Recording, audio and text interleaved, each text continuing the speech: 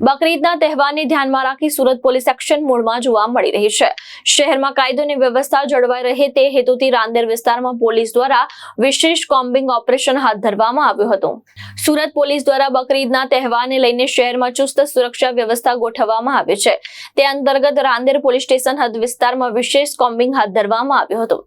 તહેવાર દરમિયાન કોઈ અનિચ્છનીય ઘટના ન બને અને કાયદો વ્યવસ્થા જળવાઈ રહે તે હેતુથી આ કાર્યવાહી કરવામાં આવી હતી। આ કોમ્બિંગ દરમિયાન ડીસીપી, એસીપી તેમજ સ્થાનિક પોલીસ સ્ટેશનના પીઆઈ સહિત મોટી સંખ્યામાં પોલીસ કર્મચારીનો કાફલો જોડાયો હતો।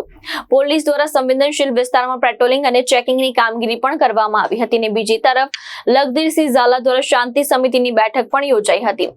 બેઠક દરમિયાન તહેવાર શાંતિપૂર્ણ અને સૌહાર્દપૂર્ણ માહોલમાં ઉજવાય તે માટે સમાજના આગેવાન સાથે ચર્ચા કરવામાં આવી હતી અને સાથે જ પોલીસે જીપી એક્ટ હેઠળ અટકાયતી પગલાં પણ લીધા હોવાનું જાણવા મળ્યું છે।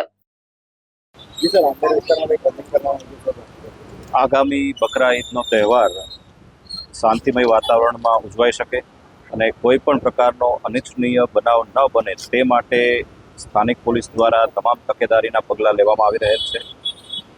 આજરોજ રાંદેર વિસ્તારમાં ફૂટ પેટ્રોલિંગ તેમજ કોમ્બિંગનું આયોજન કરવામાં આવેલ છે। આ કોમ્બિંગમાં જાણીતા ગુનેગારો તેમજ અસામાજિક તત્વો વિરુદ્ધ કાયદેસરની કાર્યવાહી પણ કરવામાં આવેલી છે।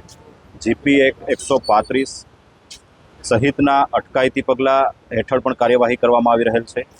આ ઉપરાંત શાંતિ સમિતિની મીટિંગ પણ લેવામાં આવી રહેલ છે। ટૂંકમાં આગામી તહેવાર શાંતિમય વાતાવરણમાં ઉજવાઈ શકે અને કોઈ પણ પ્રકારનો અનિચ્છનીય બનાવ ન બને તે માટે તકેદારીના ભાગરૂપે કોમ્બિંગ સહિતના પગલાં રાંદેર પોલીસ દ્વારા લેવામાં આવી રહેલ છે। ભાવેશ ઉપાધ્યાય, દ્રષ્ટિકોણ ન્યૂઝ, સુરત।